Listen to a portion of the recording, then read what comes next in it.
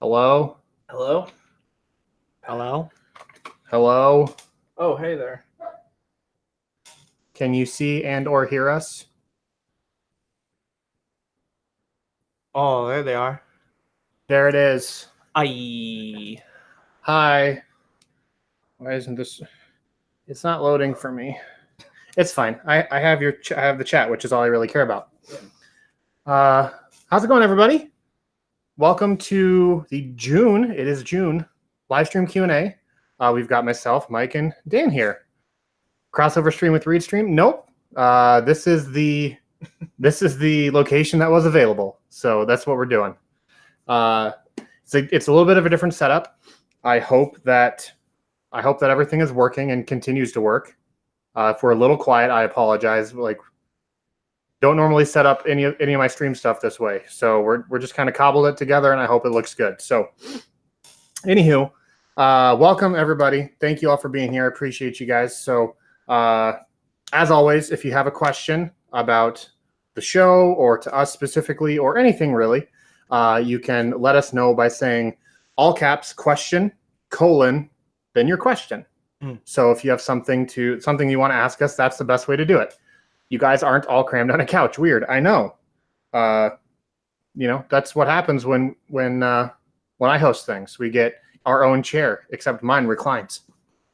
I enjoy the personal space. Yeah. So how's everyone's week been? Good. We're a week. Well, so the finale came out. Friday, 2 days ago, but we're a week past the finale, like recording it. Mm-hmm. Mm-hmm. So how do you guys feel? Like, how do you feel about season 1? I'm excited for season 2. Yeah. Yep. Where things left off, it's gonna be real wild. So okay, I should listened to it. Yeah, right? I should reiterate. Okay. This will be full of spoilers if you have not listened to. Spoiler alert. Yeah, if you have not listened to the season 1 finale, you should definitely walk away, listen, and then watch the VOD of this later. Yep. So where do you see, like, what do you think is driving Ethan going forward into season 2? You don't have to give specifics about like what we talked about, but just in the broad sense. Ethan's gonna have a lot of fun with Lucky, I think, in season 2.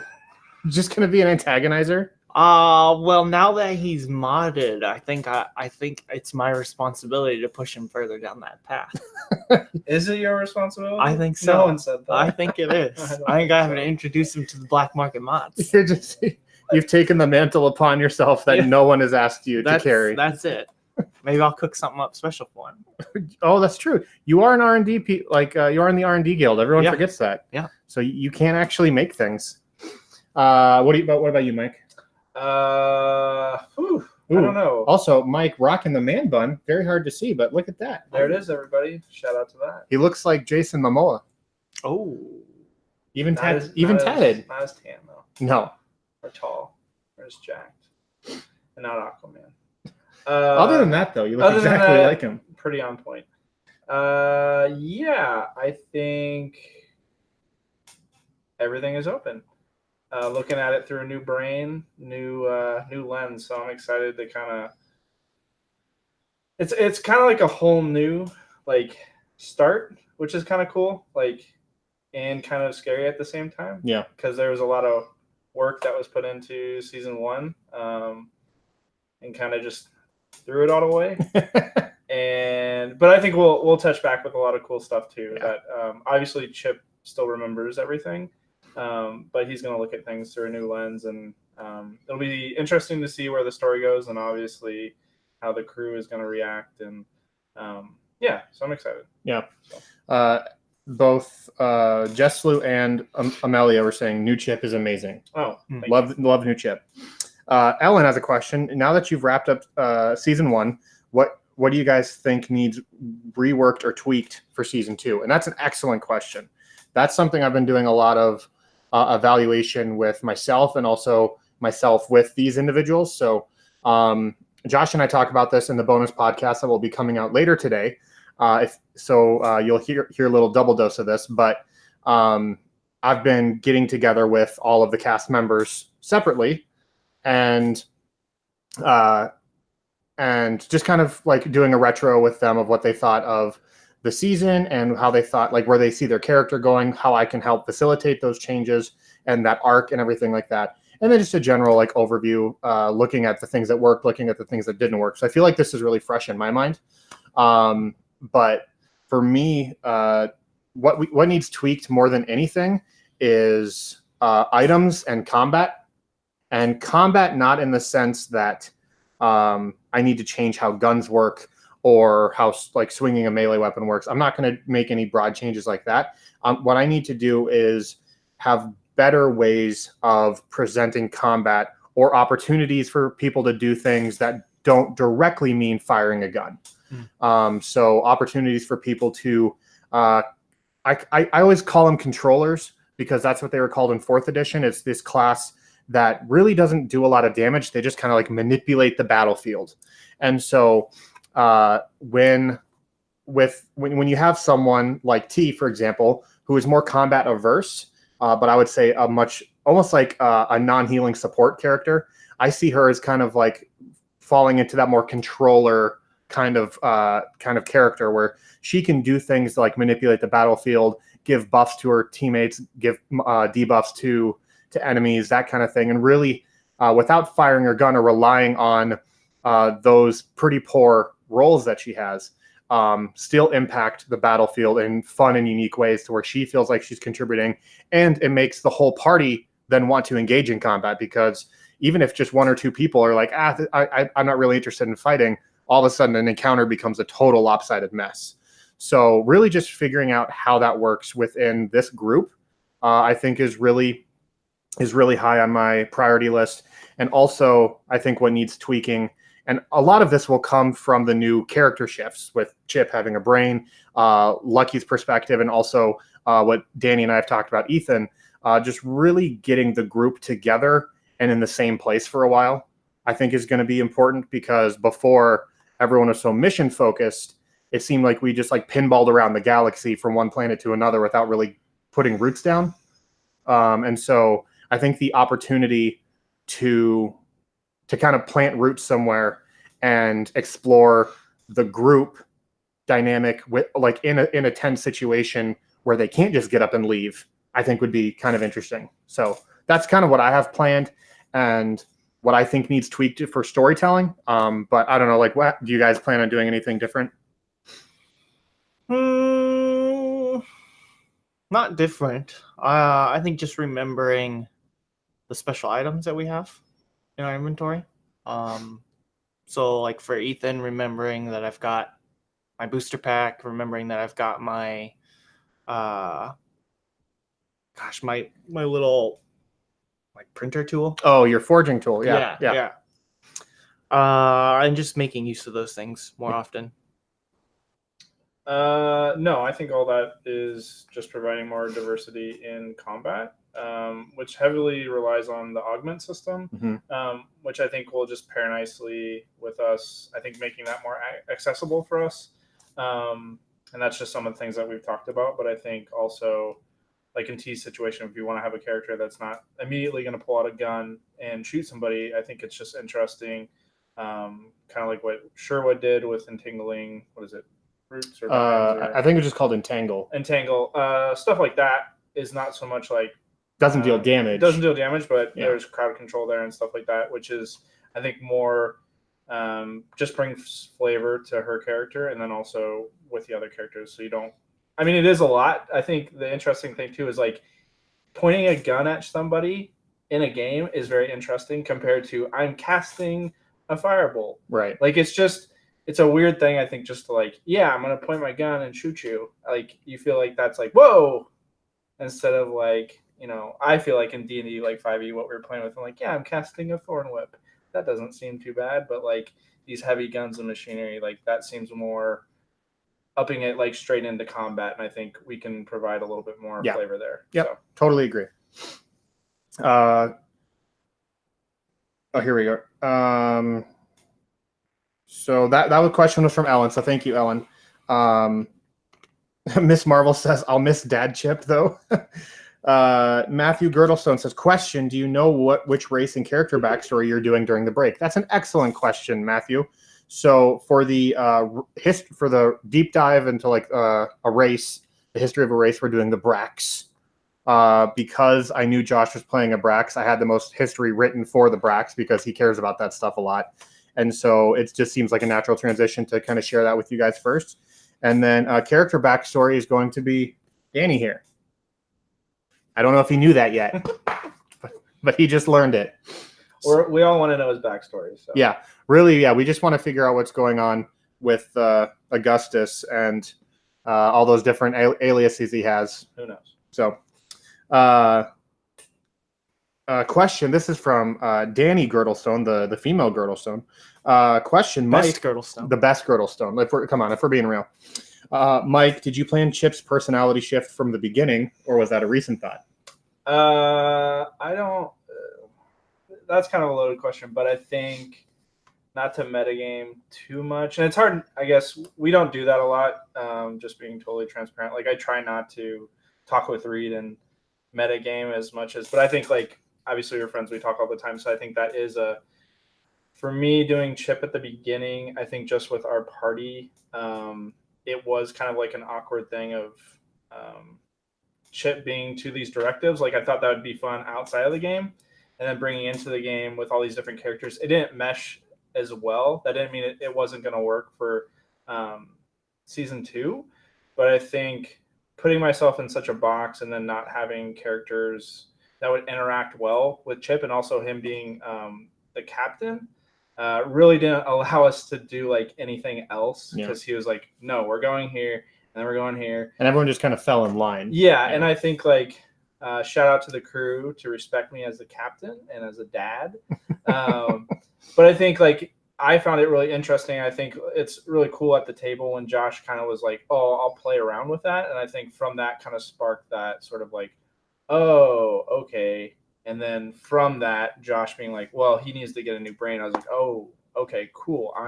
Let's see where that goes. So I don't think it wasn't like me and Josh talking before the episode and be like, hey, let's do a workaround here. That's just something that Josh came up with. Yeah, that was really organic.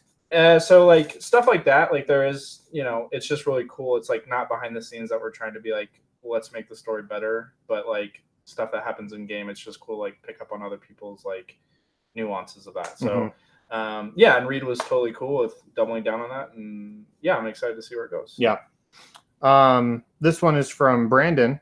Also people say that, long hair Mike is top tier Mike, so thank you. Take that for what it's worth. Appreciate that. This question is from Brandon. Question, Reed, can you give us a sneak peek of a couple item and or mechanic changes coming in season 2, if you've decided on anything? Yes, I have. So one mechanic I am very excited about introducing in season 2 is kind of a total overhaul of the engineer class. Well, specifically the machinist subclass. So I haven't met with Kelsey yet for my like one-on-one sit downs. But I know for a fact I need to change some things about her subclass. I think the engineer has a lot of really strong abilities, but it's something that is unique, like very strong for all engineers. And so I need the machinist subclass to have its own thing that really sets it apart. And so what I came up with was the scrap system, which we hint at and like refer to in a couple episodes, but it's not really fully fleshed out at the moment. So this idea of T being able to collect scrap from broken down electronics or spaceships that Ethan decides to crash or anything like that, and she can collect this scrap and use it to build unique things. And she'll have like a list of like 50 different things she can build, and hopefully 50. I mean, if I'm really doing my job well. And at any point, if she has the currency, if she has the scrap to do it, she can create this thing and assist in a ton of different ways.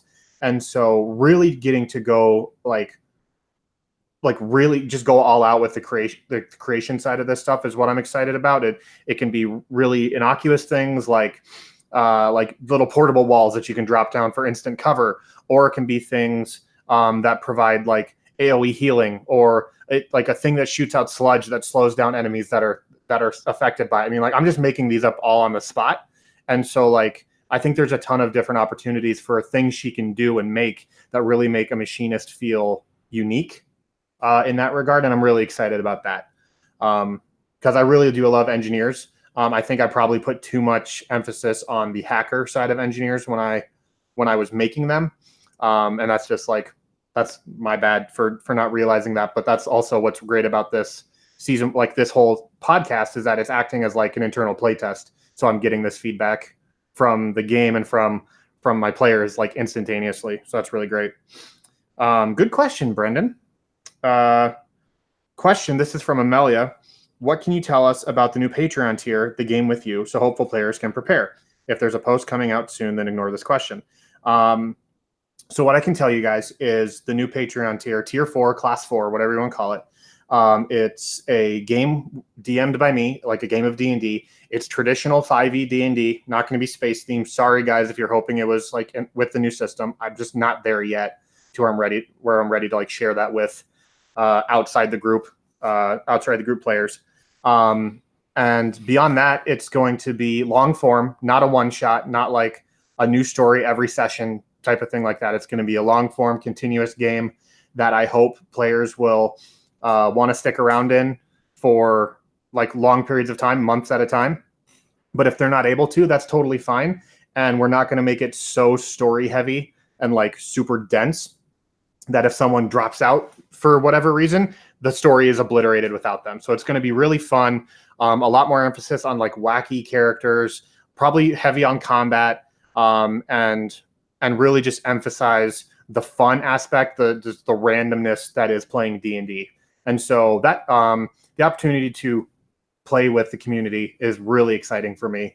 And so I really hope that all of you, if you're in here and interested in that, would like, I hope that you would be interested in the chance of doing that. I think it's really fun. Good question, Amelia. This question is from Brandon.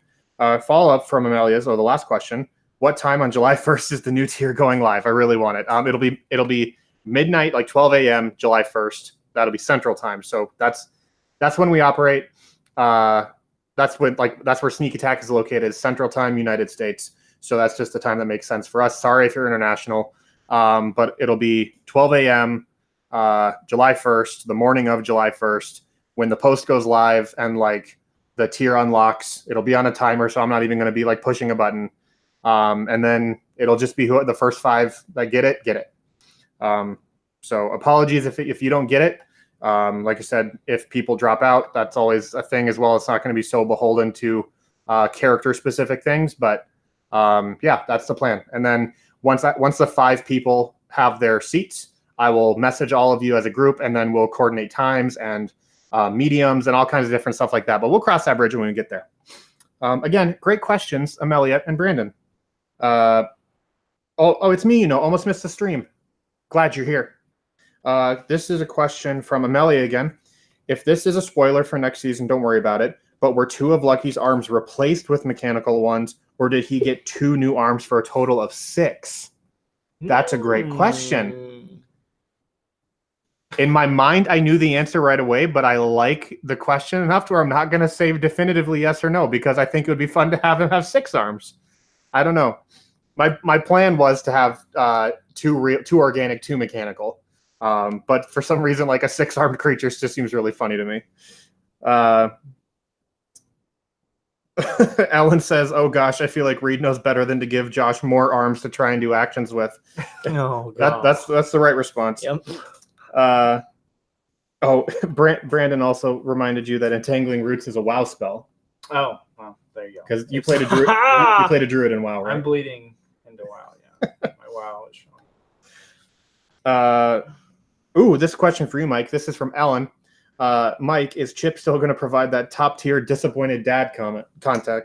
Gosh, I hope so, but we'll have to see. I think he's a bro now. It's just Josh calls him Chaz. Chaz, yeah. instead of Chip. They're gonna try and test me. I know. I'm gonna have to. Yeah, like so. What is fun Captain Chip like? How does he keep the crew in line? Party hardy. Yeah, He's gonna be like the dad that tries to be cool. Yeah. You're like the Phil Dunphy of this jail. group. Yeah. till we're all in jail. And I'm like, Yeah. guys, I'm not fun. We need to get this out. You start breaking out crying. Yeah.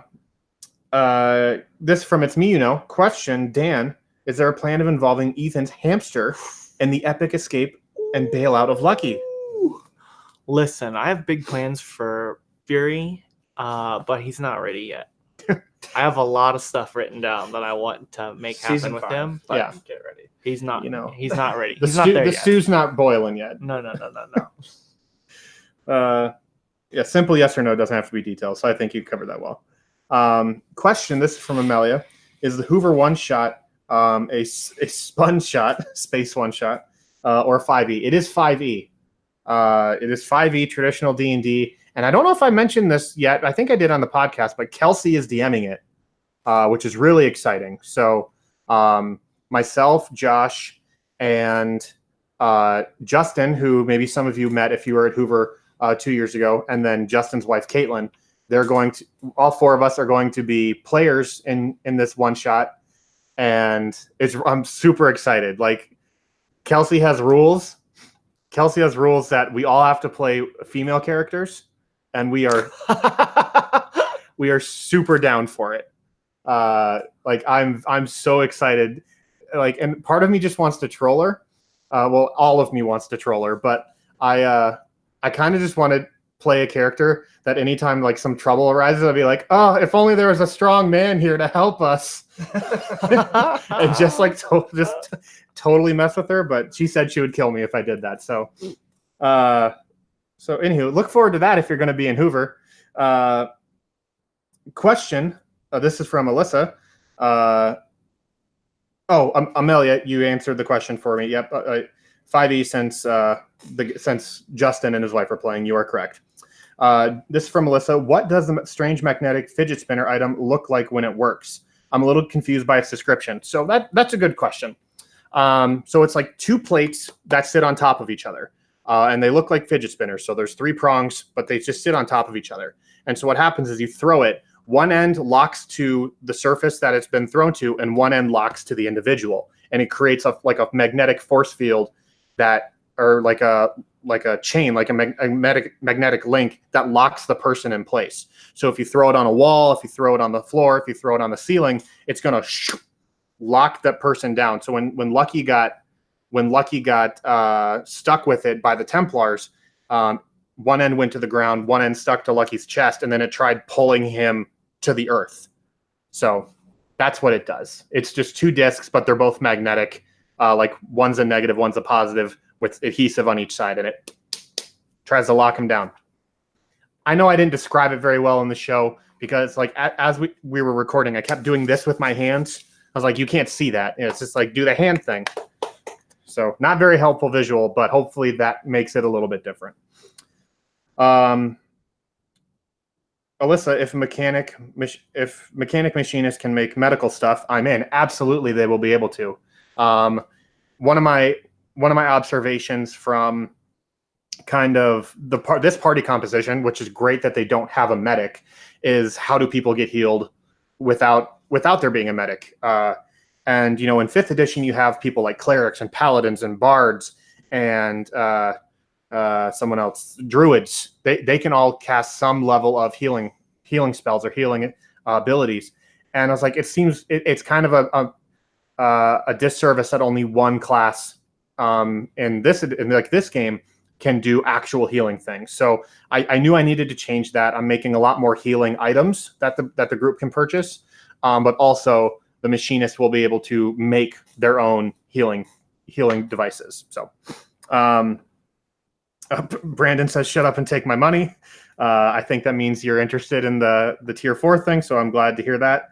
I will be awake at that time, refreshing like mad. I appreciate that. Everyone is commenting but not questioning. I'm very excited about that. Kayla Stevens says, I picture Chip as like a barbecue dad in like white New Balance and jean shorts. Ooh, that's fair. That's fair. I like that. Is Chip ditching like the cowboy hat for like a sun hat? I mean, he can do it every once now. So that's true. Maybe. Fedora. A trilby? My lady. In an American flag Old Navy T-shirt. I think it's just a requirement that dads have to own one of those, right? I think my dad owns like five pairs of that. Are there pairs of shirts or just sets of shirts? I don't know. Get my sets of shirts. If this is a question from It's Me, Mike, is the personality chance... Oh, I think change. Is the personality change in Chip a way to keep away from Reed's vendetta to something fathers? I'm not sure what that other word is supposed to be. I'd probably just like killing off, because if you're like the dad of the group, I would probably kill you. So are you changing so that I don't kill you? Yes. That's pretty much. Question. This is from Girdle. Is the one shot at Hoover on Friday? I don't remember completely. He says, please say no, which makes me believe they're not getting in on Friday. I'm not sure. I have the schedule. Sorry, bad grammar. I suck. You're fine. It's me, Typing is hard, especially when you can't go back and edit it. Yeah, I'm not sure. I can check before we end the stream and pull up the schedule on my phone, but I don't know off the top of my head. The one shot is being recorded for sure. I'm going to try and work with Justin to record all of our panels and then upload the non one shot to Patreon, so like everyone can listen in on the panels. I don't know how the quality will be, but that's my plan, is to hopefully get all those set up to be recorded. But then the one shot will be recorded a lot more professionally, I'll say, and we will put it on the official RSS feed for Sneak Attack, so everyone will be able to listen to that. And we'll do an early release for patrons as well on that as well. So you guys will get to hear it first. Looking forward to hearing that. Being from the Netherlands, I would not be able to be there. That's a long ways to go. Where in the Netherlands are you? Because I have colleagues going to Den Bosch here in a few weeks. I've never been to Den Bosch, but it looks lovely from the photos. The description of the device. Okay, everyone says this, and it's 100% true. This is from Bryce. What up, Bryce? Good to see you. The description of the device sounds like, and he means the magnetic fidget spinner thing, sounds like Star-Lord's device he used on Iron Man and Thanos in Infinity War. 100% correct. That is where I got the inspiration. I was watching Infinity War right back there, and I saw him attach Iron Man to that machine inside the Maz ship. And I said, that's really cool. It's not like it doesn't deal damage, but it like immobilizes someone. I really want to do something like that. And yeah, so I just straight up stole it. Like, I won't even deny it. I stole it. So good on you for catching that, Bryce. Girdle, will the one shot be recorded? Yes, it definitely will. This is from Amelia. We're almost caught up. Reed, are you going to name your new game system? And if so, have you thought about any names? That's a really good question, Amelia. I do want to name it. I don't know what to name it. I'm open to ideas. You get 0% of the cut if your name is chosen. Sorry, that's just how that goes. I would love to come up with something that is succinct and easy to remember and still describes what it is we're doing. So if you have a name like that and in mind, you definitely let me know. I kind of lean on these two as my branding and marketing experts. So whatever they come up with to help out, I'm sure is what we'll land on. Ellen wants to know, Mike, does that mean that the cowboy hat and Hawaiian shirts were part of your directive? Like you had to wear those? I don't know. I have to wait for the character episode. And that's a cop-out to say, I don't know. But I will think about it. It's me, Reed. I'm from Winterswijk, about 5 minutes from the German border. Oh, cool. I was just in Germany. I was in the airport. That hardly counts. Though for American standards, everything would be close to Den Bosch. Yeah. America's a big country relating to European countries. So that's cool. Good on you, man. Amelia has a question. Another for Reed. If you were to cosplay one of your NPCs, who would you choose? Oof. Any of them? Yeah, like just season 2 or just volume 2 or volume 1 included? Oh. Kanye. Both. if I had to cosplay someone from Volume 1, it would be Dirk, because I think he would dress like super machismo and like lots of armor, but still very dashing looking, and I think that would be very fun. And if I had to cosplay someone from Volume 2, I would pick Red Fred, despite the fact that I'm huge. I would pick an Ardent to cosplay, and it would be funny. And then I'd walk up to Dan and punch him in the junk. That doesn't sound fun. Like a big Knuckles.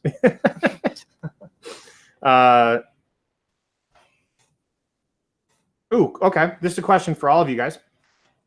Question: what is everyone's favorite moment from this past season? That is from Ellen. Excellent question. What about you, Dan? Favorite moment?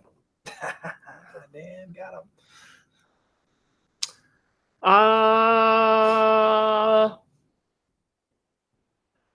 I'm going to say my favorite moment was either the space dog in the finale. Yes, that was really great. The pickle? Yeah. Okay. Yeah. Or I don't know. I really enjoyed Spaceys. Spaceys was I a lot really of fun. want to go back to Spaceys. Spaceys was a lot of fun. I'm gonna say when Ethan and Lucky were in the ship, because I wanted them to both die, and that was really funny. And they rolled a 20, and life was ruined. I think Ethan and Lucky in the ship has got to be up there, just because it was one of those situations that I had no control over, and I loved it. It was like I was listening to it happen just the same way that you guys were. And so I think that was really fun for me. I enjoyed the finale. I think like it's recency bias, but I enjoyed the finale a lot. I thought it came together very well. And to get everyone kind of like their share, like their not equal, but like their ability to unique to them and jump back and forth.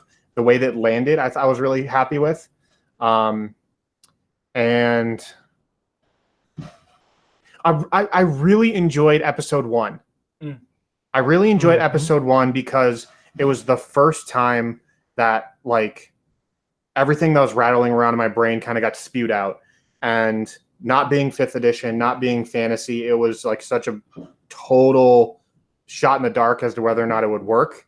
And so it was really cool to start to be able to like drop those hints and like plant the seeds that will eventually blossom into things, you know, even 2-3 seasons down the line. So if you can hear my son upstairs, I apologize.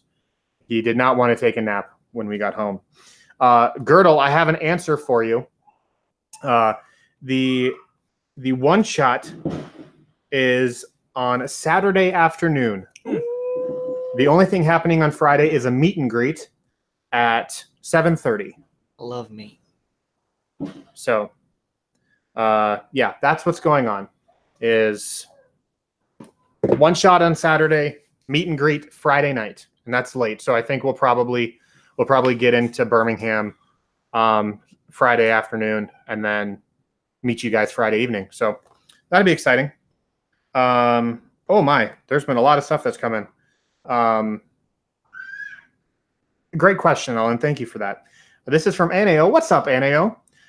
Just name it Spaceys, not actually Casey's. So it should be fine. We just call it the Spacey system. Yeah, that could work, I guess. I don't know. This question is from Miss Marvel. Question: Reed, did you intentionally model the Chancellor after the Grandmaster, or was that a coincidence? It was honestly a coincidence. I don't know how well it came through in the episode, but as I'm talking to Chip and kind of letting him know like what this arrangement entails, Kelsey says kind of under her breath, "This seems very Death Marrow-y." And that was not a mistake. Like, I love that type of character that doesn't actually hurt you, but you kind of feel dirty doing business with. And so I wanted a character that was charismatic and very full of himself and kind of views himself as like a miniature god. And just surrounds himself with people that reinforce that idea. And so just with like the mannerisms and the enthusiasm and everything like that, it very much played out like the Grandmaster. So not intentional, but I fully welcome the comparison. I think it's very, very apt. This is from Alyssa. Excellent question, Miss Marvel. Thank you. Are you ready for me to crush your spine at Hoover? I've been doing back exercises to try and prepare because you nearly crippled me last time. It's been 2 years since I've got to give you a hug. I'm excited. Same. Kayla wants to know, was that your IBS face? Yeah. While you were thinking about your answer. Yep. Great. Question for you two.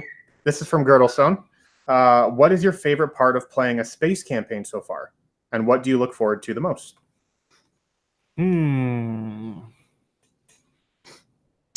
I just really like sci-fi. So I think all the differences that could not differences, all the diversity that can happen between planets Science or the fiction? in sci-fi. Yeah, which one do you like more? Oh, Science or fiction? fiction. Fiction. I would say science. Really? I'm not a big magic guy. Interesting. That's really interesting. I wouldn't pick that. So like I always kind of thought because you were so big into WoW, like for all Yeah. these years, you were just like deep into the fantasy thing. But I think for D&D, I like the science. for D&D, he likes the science. Interesting. That's news to me, Chad. You heard it here first. Hot take. So what about you? What's been your favorite part about playing a space campaign? I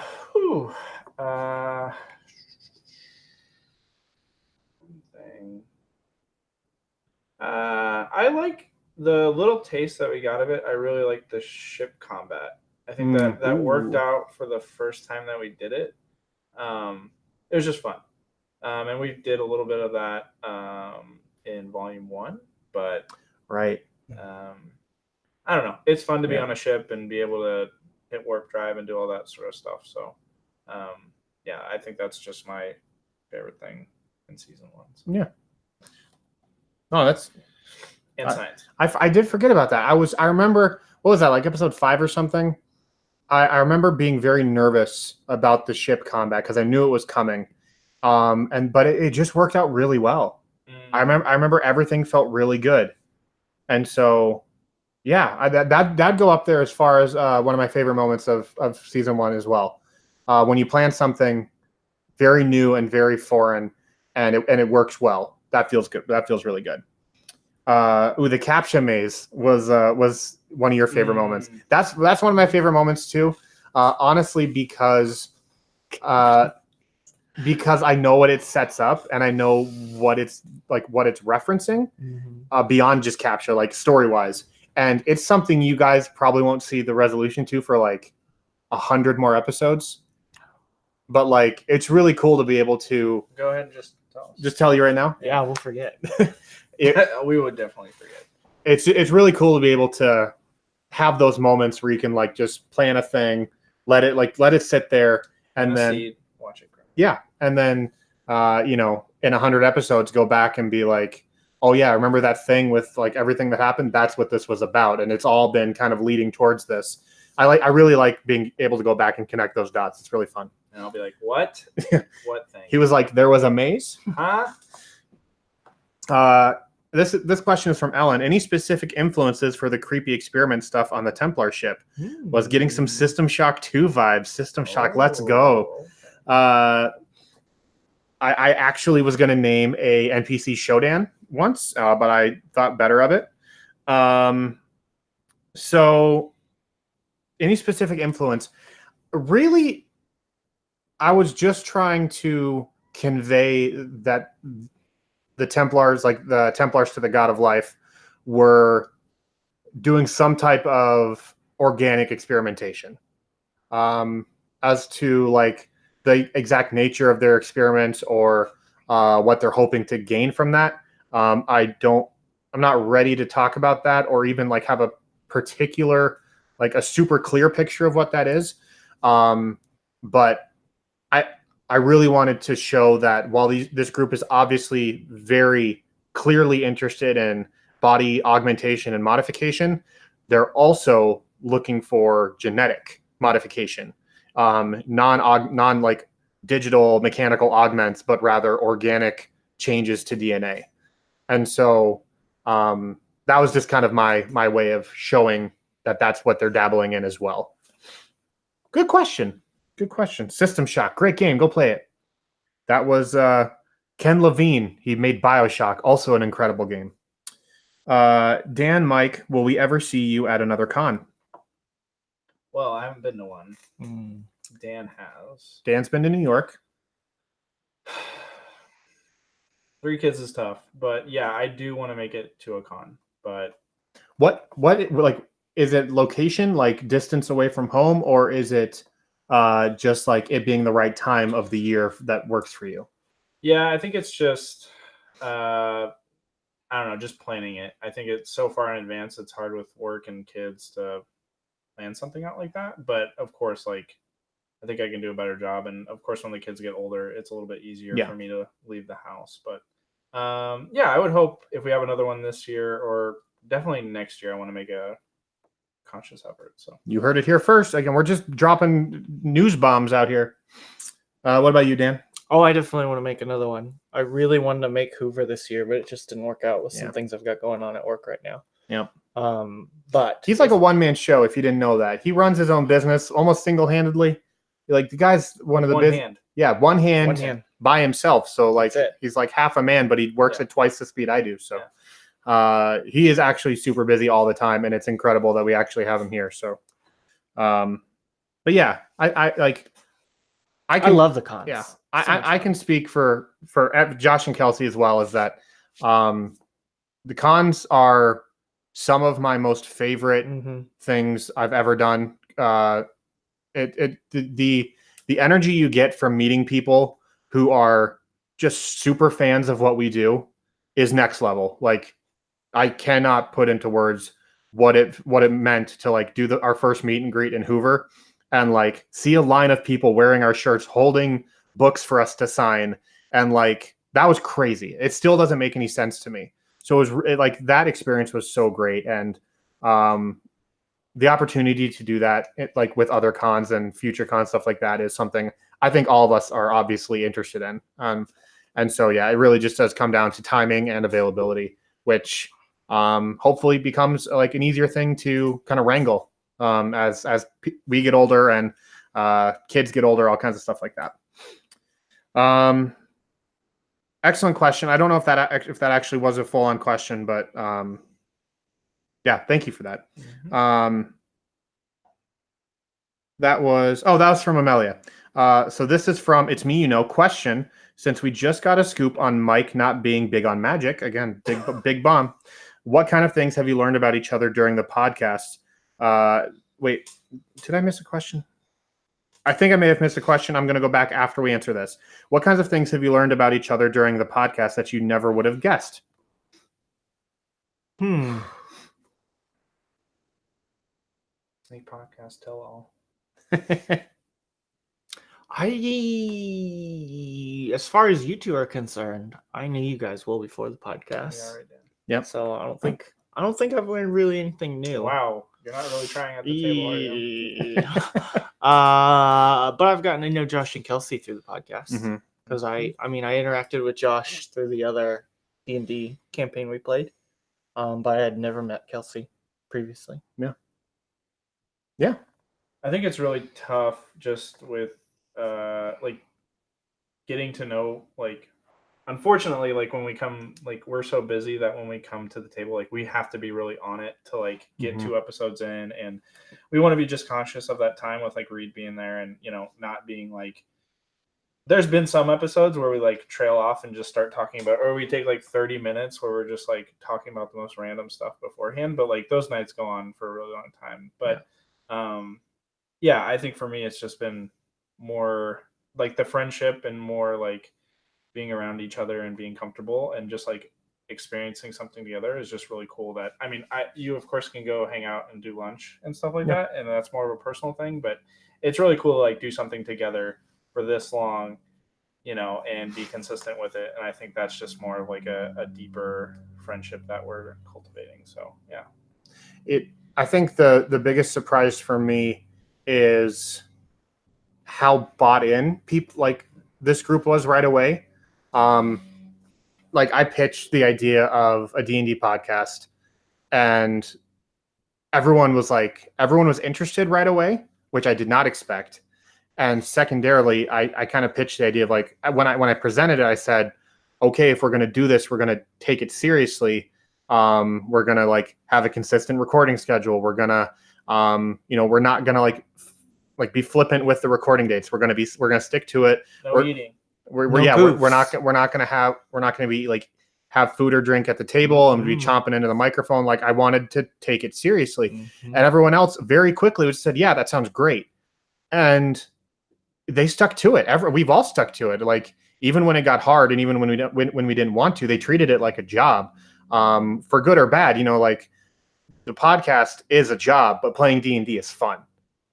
So just the fact that everyone, even after 4 years, has continued to buy in and continued to take the time to invest into the show, because we like making it so much, that's been like the most surprising thing that I didn't expect. Just like my friends to want to do. Usually you'd want to like go into business, if you can call it that, with like, you don't do business with friends, or don't mix business and friendship. You hear that sometimes. I mean, like, I don't want to do this business with anyone else. So like, that's been the biggest surprise. Also, shout out to Mike, is like when he goes RP, like hardened RP, it's always a pleasure, and I never expect it. Not because like I don't think you're capable, but just like, I don't know. It always just seems like it comes out of nowhere, and it's always great. Like Chip in the finale, or everything with Milo. I was just like, this is so great, and I never wanted to stop. And it was a very wonderful surprise.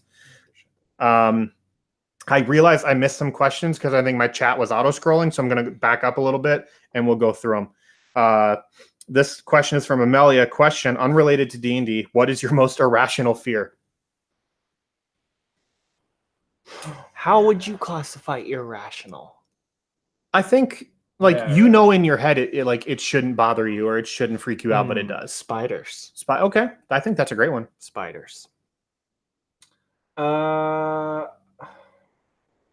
I don't have like an irrational fear. I did like last year I hydroplaned and did like a 360. So like every time it rains now and I drive to Omaha, I like drive like very slow now. What is the like that I would hydroplane again into like whatever, very slim. But I think like stuff like that, I'm just like, I'm just gonna go slow. Yeah. But like something that has not happened to me, and I don't know. Probably like I can't think of anything. I mean, like that's I never real fears. I never. Yeah, these are deep. All my fears are legitimate. No, for me it's grasshoppers. Oh, I just can't. Nope. Anything that hops, really. Like, Okay. I unpredictable. They're unpredictable. They're erratic. Mm-hmm. I walk up to them. I don't know if they're going to jump at me, away from me. Like, nope. I don't do with it. And like their skeleton grows on the outside of their body. What's up with you, nature? Get your crap together. Bats Don't bother me. But if you look into it, they have rabies and stuff like that. And then if you start looking into rabies, you're like, oh, you're probably gonna die. That's true. Get that. So that's true. don't go on Google. Just stay off of Google, and you'll be totally fine. I traveled outside the country for the first time in my life a few weeks ago, and I think there was an irrational fear of like everyone's gonna mug me or like something like that. Totally irrational. Everyone was very lovely, but yeah, it was just like I was always concerned for like kept my head on a swivel kind of thing. Put the wallet in the front pocket. From the front pocket. I emptied my wallet when I went to the Taj Mahal. Because my wife was like, there's gonna be a lot of people like begging and like trying to paw at you, and so I was like, okay, I'll like take all my stuff out of my wallet, only have rupees in it, and then keep it in my front pocket. And there was like, it was totally chill. It was. Did you get one of those like travel things where you put your passport and stuff? No, I did. Strapped to yourself. I like Tiffany suggested like you may want to get those. That way you just don't have stuff in your pockets. And a gun. And a gun. Keep it strapped. Yep. Keep it strapped. And I said, but like, if I need to do that, like, I'm gonna have to get inside my shirt to like grab my, like, don't mind me, guys. Here's my money. It's like that seems so weird. So excellent question. Yeah, I mean, Someone said the spawn of Reed demands a sacrifice. Prepare more virgins. So Dan, I think that means two kids. Question for all. This is for all of us. Is there anything y'all miss about 5e? I mean, why should we care about 5e anymore when we have Reed system? It's TM. not as good as 5e. Whatever we call it, it's better than 5e. Really miss Shocking Grasp. Oh, gag! You're the worst character. Jeez. What if I gave you just like Get Shocking augment yourself? yeah? What, to I'm have- going to. What if I just gave you like a wristband you could wear? Yeah. Oh, there That you did go. the same thing. Done. Done. This is the first I've heard of it. If you want something, I can make Yeah. it for you. Yeah, Dan. Dan's all business when he gets to the table. I want Shocking Grasp. I want Firebolt. Shock and grasp and firebolt. What if I just give you like an augmented flamethrower? Like your Yep. Yep. I didn't even have to finish the sentence. How much? What if it's like your hand like flips around like zoop, Oh. and then one side's a flamethrower, the other side's a hand. Ooh. Okay. Good Yeah. luck. Why not? Or what if let's it do what if it like opens up like choo choo choo and then like a Oh, like flamethrower, Go Go Gadget. like go gadget. Yes. Yeah. Mhm. See, we got options. What about you? Anything you miss from 5e? Nope. Nothing. Nothing. I miss not having to make everything. Yeah. Got him. Got yourself. Yeah. Feels bad. Yeah. Nope. Enemies are very hard to make. Enemies I mean, are very hard to make. I think I'd play 5e, but I don't like miss it. Yeah. That's fair. This is from Danny Girdleson. Question: Will there be another meet and greet and hot on Friday at Hoover? I'm not sure. I'm honestly not sure. I'm sure there will be other opportunities for the Sneak Attack crew to hang out with people. Coming to Nebraska. Yeah, or just come to Nebraska, nerds. Yes, that's the best Pizza thing. party. We'll meet you in the middle. So I think that's like what, like Omaha? No, I just meant like Nebraska's in the middle. Oh, sure. Yeah. So you still have to come to us, but it's Yeah, in the we're middle. in the middle. So come on. yeah. This question is from Kaylee. What up, Kaylee? Good to see you in the chat. I need information for scientific reasons. Read what other miscellaneous items would Westra carry with her? What is this question? We're still on Westra? What is this? Potions, tools. Gosh, I don't know. You don't know this off the top of your head? No, I need to get in that headspace. Bad British accent. A lot of Overwatch tracer. Okay, I'm getting there. I think she'd probably have a handful of like Allen wrenches and gears and cogs and stuff in case she ever needed to repair her belt.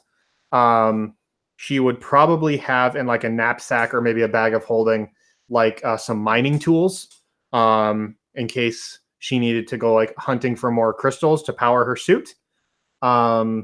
Obviously the goggles, which we talked about, she'd probably have different styles of goggles depending if she was going in like winter conditions or sunny conditions or a lot of rain or something like that.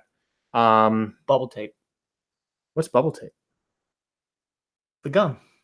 Remember bubble tape? Oh, yeah. Yeah. Okay. I totally picture her chewing gum, I do picture her chewing gum. and she would have it as bubble tape because it seems kind of utilitarian. Not like a Big League chew. No. Bubble tape. Okay. Like strapped right here. Yeah. she can- Yeah. Oh yeah, she would just like pull it strip and then like yank it off and then throw it in her mouth. Mm. That's what she would do. Mhm. Excellent question. Or maybe not. I don't know. Oh no, my chat reset again. Mm.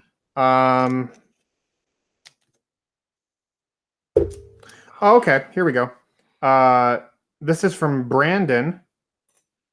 Question: Read, what was the most unexpected thing that has happened or the players have done in season 1?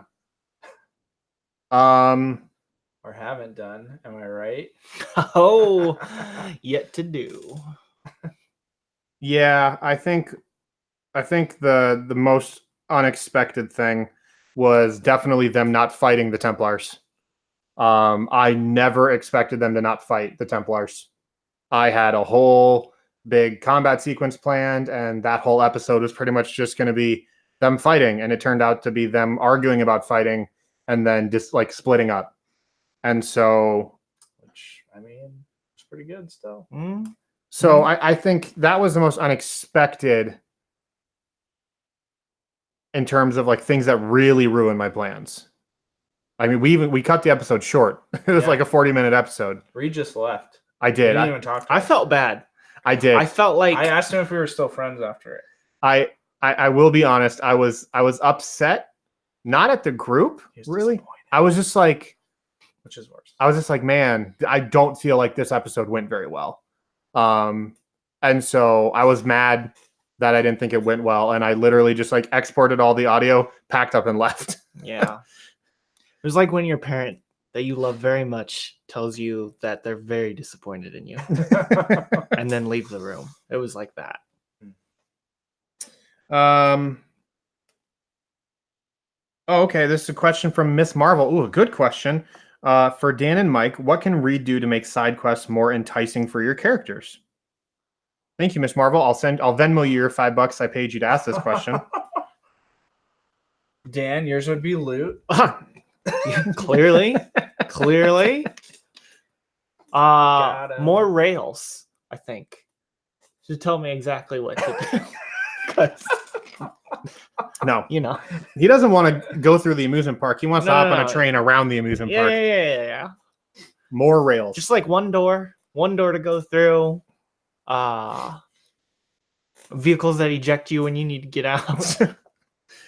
Would you prefer just like a dialogue box that pops up? So that'd be great. So you have limited things to say or be told. Yeah. Okay. Yeah. It seems like you don't want to play D&D. It seems like we're playing two different games here. I think that's just Fallout. What about you? With my character now, I'm down for anything. Yeah. So hook me up with those side quests. And before that, I would say, where's the cargo? Yeah. If not, then we're not going to do it. Yeah, that was the supremely tricky thing about volume 1 or season 1 of volume 2 so far. It's just the party composition really made it difficult, and it was 100% my doing and not really like identifying the potential problems. So I think where we're at now, like despite the fact that I feel like I made interesting options for the players, like gave them interesting NPCs, and like what I thought were interesting cities for them to explore, I never designed their mission to be anything other than complete it, move on, and that's my bad. And it made the story less interesting, and it made the characters less interesting. And that's the biggest takeaway for me to how we can fix season 2. So with Chip being free in his mind, Lucky obviously having a lot of character growth to make in his current position, and then exploring Ethan's past. Like I said, I haven't chatted with T yet. She's not forgotten. I just need to chat with her before we really establish what her arc is going to be for season 2. I'm really excited about season 2 in a way that like I'm probably more excited to start recording season 2 than I was to start recording season 1. Ooh. Just because I know, like, having learned so much from this experience, it's gonna make season 2 that much better for everybody. So really excited about that. Very good question, Miss Marvel. Thank you. And I think I'm finally caught up with all the questions. My chat kind of moved around a lot, but I think we're kind of reset. So I'm going to get to the last ones here real quick, and then it's almost 4:00, so we'll sign off. So we'll just do these last questions that came in. Thank you guys for being so active, by the way, today. I don't think we've had any downtime at all. We've just kind of been blitzing through this. So this has been really, really fun. Question, Reed, I think you accidentally missed a batch of questions earlier. Yes, I addressed that. Thank you. We're getting there. Having older kids. Oh, man, we're still on talking about con travel. Whoops, I'm super behind. This is from Melissa. Question, if I brought a weeb manga book, would you sign it? I would sign it and then draw like a picture of like a wiener next to it. So it'll be like, you couldn't show anybody, or you could. That'd be worth some money It's on embarrassing for eBay. everybody. So Yeah, everyone would be upset. yeah, I'll sign it. I don't care. I'll sign it. Sign whatever you want. Question, Reed, are you glad to see Dan's galley ass? Yes, I am. He told me about this. I did. All of my civilization, religions, and like tenets are based around your body. You know.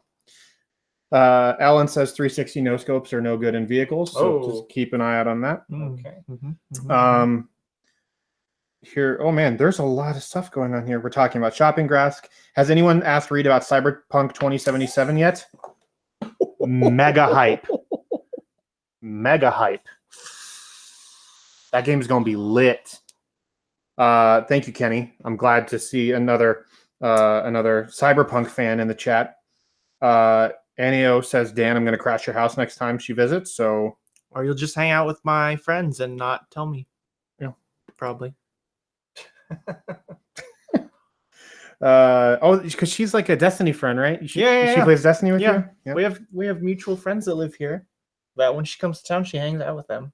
Oh, had no idea. Yep. Reed, you joke, but my grandma lives in North Platte. Shout out to North Platte. Shout out to grandma. Yeah.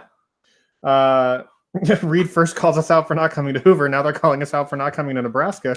Hey, we'll put you on blast. We just want to make you keep trying. You know what I mean? Like, never get complacent. Question: if Oz can ask about Westra, tell me more about Tegan. No. I got him.